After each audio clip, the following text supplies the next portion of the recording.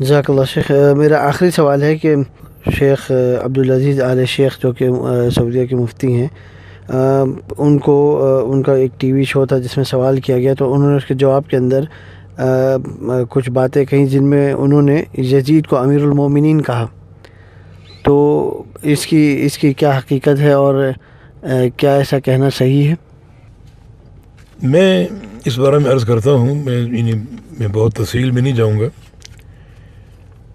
اور اتنا عرض کروں گا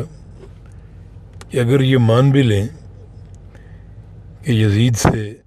معصیتیں یا جرائم سرزد ہوئے، اگر یہ مان بھی لیں تو کیا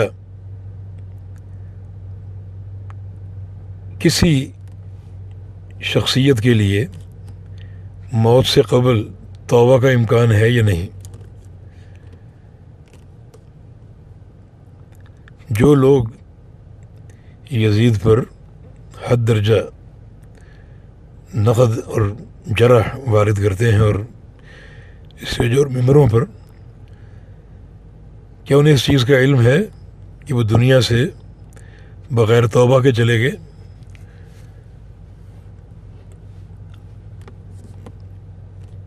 بہتر یہی ہے کہ وہی کہا جائے جو قرآن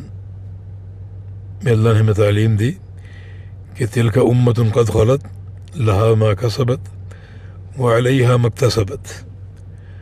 ولا تسألون عما كانوا يعملون، کہ یہ گروہ گزر چکا،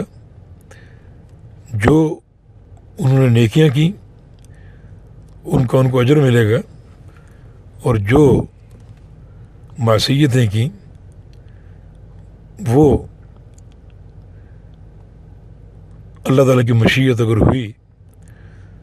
تو اس کی سزا حاصل کریں گے۔ ان کے کسی عمل سے آپ سے باز پرس نہیں ہوگی، آپ سے آپ کے عمل کی باز پرس ہوگی۔ تو اپنی اصلاح اور اپنے منہج کی اصلاح کی طرف توجہ دینی چاہیے۔ یہ انداز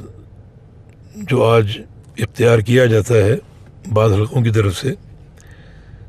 یہ منہج سلف کے بالکل خلاف ہے، اور کوئی بھی شخص پہلے تو وہ چیزیں ثابت کرنی پڑیں گی جو ان کی معصیت کے تعلق سے لوگ پیش کرتے ہیں، اور پھر یہ ثابت کرنا پڑے گا کہ وہ دنیا سے توبہ کیے بغیر چلے گئے، تو اس کے بعد پھر دیکھا جائے گا کہ کوئی تنقید کا کوئی جواب یا محل ہے یا نہیں ہے۔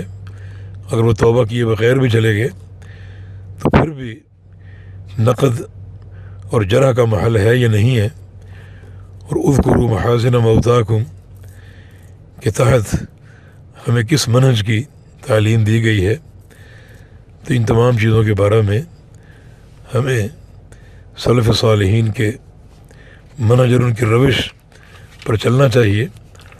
اور یہ جو زندگی مختصر سی اللہ نے دی ہے، انہیں اپنی اصلاح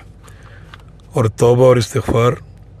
تعلق باللہ اور انابت اللہ میں صرف کرنا چاہیے،